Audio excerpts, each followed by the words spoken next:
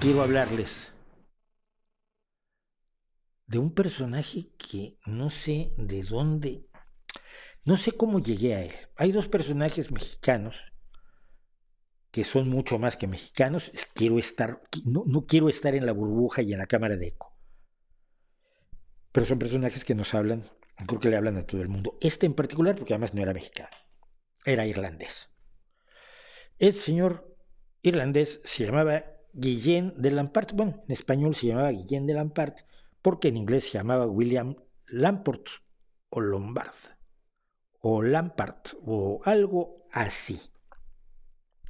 Nadie tiene muy claro, pero al parecer era William Lamport, que nació, eso sí se sabe, entre 1611 y 1615, porque nadie sabe cuándo nació, y acabó sus días.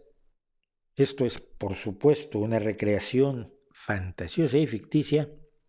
Así, si usted va a México y va a la Columna de la Independencia, que es un monumento con una victoria alada en la parte superior, a la que erróneamente se le ha llamado siempre el Ángel de la Independencia, pero es una victoria alada como la victoria de Samotracia, y entra usted a la base del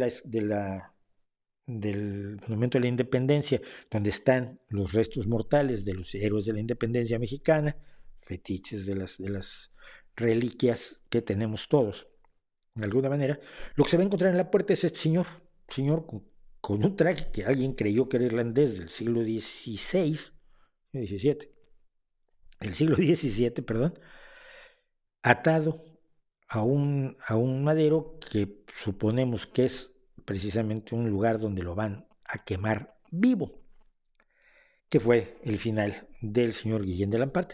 No, la leyenda dice, y aquí nos tenemos que tener a las leyendas, que no alcanzó a ser muerto por las llamas porque logró liberar las manos y ahorcarse con una de las ligaduras que lo estaba reteniendo y a estrangularse a sí mismo y así evitar morir pasto de las llamas. Usted sabe que le van a contar siempre que en México nunca se quemó a nadie porque la Inquisición era una especie de club social para enseñar a los niños a hacer macramé, pero no lo era. Se quemó a muchísima gente y hay cientos de perseguidos por la Inquisición, familias enteras que fueron perseguidas durante generaciones, como el caso de los Carvajal, que eran los antiguos judíos españoles que fueron a México y fueron perseguidos ferozmente por la Inquisición 2 o 3 generaciones. Y bueno, se acabaron con don Guillén de Lampart. Más probable es que su cara sea esta.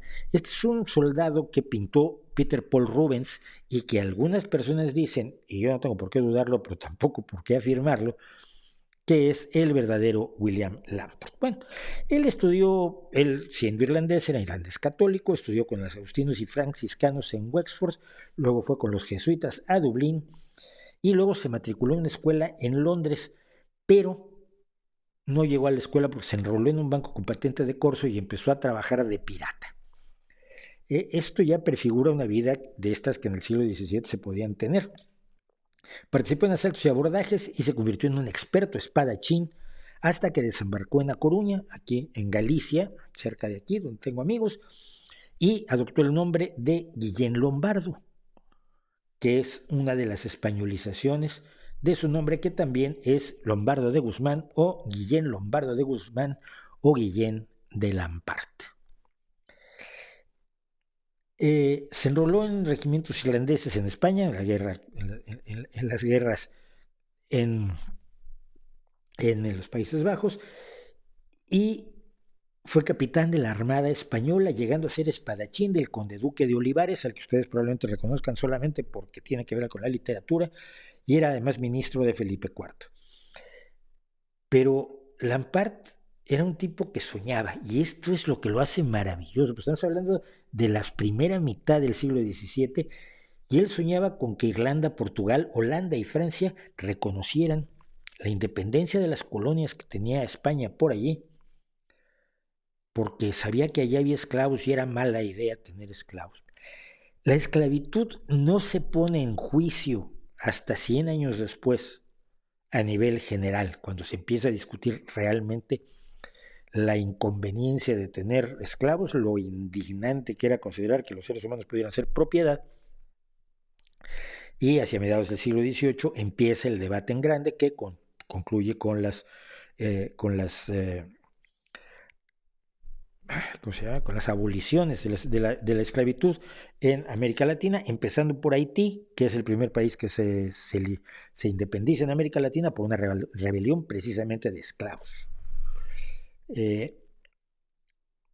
En 1643, pues, lo mandan a México y le molestan la miseria y el descontento de los indígenas, de los negros y de los mestizos, que finalmente éramos de segunda categoría por aquel entonces, y la poca influencia del rey español, que estaba allí para sacar riquezas, pero que no estaba allí para mejorar la vida de sus súbditos, especialmente los marginados y los de color extraño.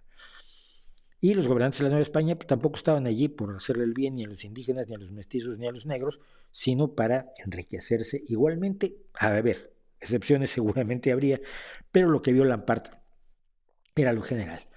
Y además vio otra cosa, que el ejército tenía poco España en la Nueva España. Entonces decidió, vamos a independizar a la Nueva España. Vamos a manumitir a los esclavos, vamos a abolir la esclavitud, vamos a devolverles a los indígenas que sean nobles, una nobleza del mismo nivel que tiene la nobleza española, serán los descendientes de Cuauhtémoc y de Moctezuma y de lo que habían sido las élites gobernantes del mundo indígena, que la gente se plantea a veces de pronto con una ingenuidad enorme, que eran lo que eran. Y pues ustedes proclaman un rey que los haya liberado, aunque sea un rey con poderes limitados, que podría ser el señor Guillén de Lampart, el rey del México independiente.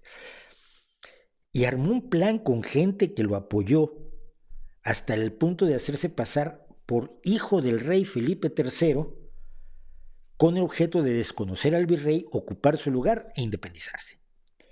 Probablemente no es el plan más brillante del mundo, pero es un plan en 1642 para independizar a México. Por supuesto, cuando quisieron poner esto en práctica, lo pescaron, lo arrestaron, y lo arrestó la Inquisición. No sabemos exactamente por qué, porque sus delitos eran eminentemente políticos, pero lo acusaron de sedición, de brujería, de herejía, de judaizante, de todo lo que se les ocurrió. Esto en México sigue pasando, lo acusan a uno de lo que vaya saliendo. Bueno, se pasa 7 años en la cárcel, porque las cosas en la Inquisición iban lento, y en esos 7 años se dedica a escribir sobre la independencia, sobre la esclavitud, sobre la liberación de los esclavos, sobre la igualdad de oportunidades entre la gente, idea que tiene que pasar 200 años para que tenga cierta relevancia de carácter social, y se dedica a preparar su fuga. Y después de 7 años, finalmente pone en marcha su fuga, pero el 25 de diciembre, porque, bueno, entre otras cosas, porque aprovechó que ese día se cenaba y se emborrachaban y tenía la vigilancia era un poco más flexible que en otros momentos, pero también por el significado que tenía. El 25 de diciembre de 1650, junto con otro ayudante que era Diego Pinto Bravo, se escapa. Pero una de las cosas curiosas que hace al escapar es que quita las barras, que ya había estado durante años aflojando, quita las rejas que luego usa como escalera para bajar y luego las vuelve a poner. Y rompe las cosas y luego las pone otra vez como si no hubiera pasado nada, para que pareciera que su fuga era misteriosa. Y en un momento dado se creyó que la fuga de este señor era enormemente misteriosa. Lo primero que hace es ponerse a pegar manifiestos sobre su inocencia, sobre la independencia, sobre la liberación de los esclavos, por todo el centro de la Ciudad de México esa noche. Y consigue encontrarse un tipo que por poco lo atraviesa con una espada, que le dice Guillén de Lampart: yo tengo una carta para el virrey, necesito dársela urgentemente. Y él recuerda, en ese momento no sabía ni quién era el virrey, que llevaba 7 años metido en los calabozos de la Inquisición, y allí no te llegaba la wifi. pues tengo esto para el virrey, no dio el nombre, y el otro dijo, pues yo voy con el virrey ahora, ahí dáselo que seguro te da un premio, y el otro fue y se lo llevó al virrey. Duró días libre. Guillén de Lampart, sabían con quién se llevaba, fue a buscar refugio con la poca gente que conocía y fue recapturado. Se pasó 9 años más, o sea, 9 y 7 son 16, 17 años en los calabozos de la Inquisición, que no eran precisamente un crucero por el Mediterráneo.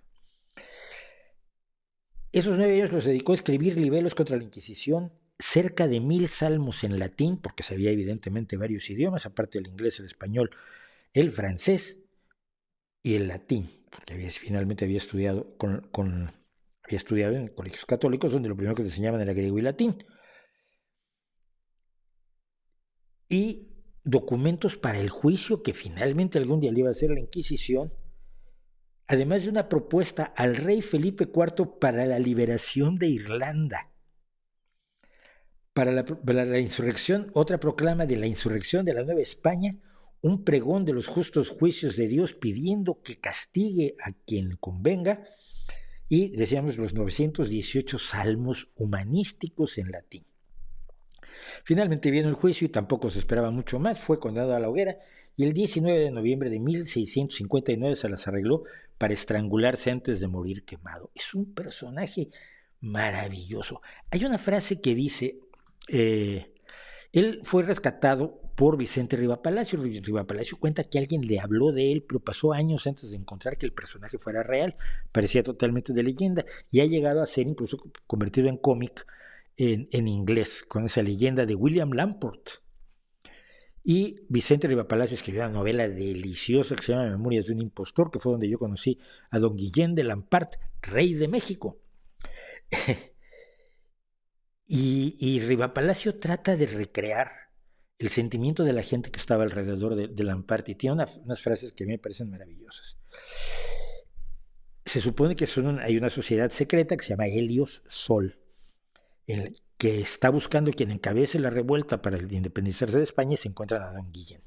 Y el conde que lleva esta organización secreta dice: el amor a la ciencia nos reunió, pero la ciencia es la luz y la luz es la libertad, y en la ciencia hemos visto la libertad, y la libertad comienza en la patria, y no hay patria sin independencia. La lógica es absolutamente de destruirlo todo en el camino, de tirar puertas. Porque los hijos de un pueblo esclavo son esclavos, absolutamente. El saber es un crimen para nuestros señores y nosotros, buscando la fuente de la sabiduría, hemos tenido necesidad de encerrarnos en el misterio y en la oscuridad. He aquí el principio de nuestra sociedad secreta. Las verdades de la ciencia no lo eran para nosotros si no tenían la aprobación de nuestros amos. Teníamos la obligación de creer lo que ellos querían que creyésemos, y una hoguera de la Inquisición es aún el premio del que tiene el atrevimiento de saber más que ellos. Y la persecución política y religiosa es consecuencia de la duda, y un ángel armado con la espada de fuego del Santo Oficio guarda las puertas del paraíso de la sabiduría, a cuyo umbral nadie puede llegarse sin escucharse las terribles palabras que rodean, como un tema, los escudos inquisitoriales. Exsurge Domine et judica causam tuam, que no sé qué es. De las memorias de un impostor, de Vicente Rivapalacio. La novela es maravillosa y el personaje es único, es un verdadero adelantado a todas las propuestas sociales que vendrían después, pero me llama mucho la atención que ya Rivapalacio, que es un autor de finales del siglo XIX, se dé cuenta de que todos los conceptos sociales que se vendrían haciendo, se vendrían difundiendo hacia finales del siglo XVIII, provenían pues precisamente de la ciencia.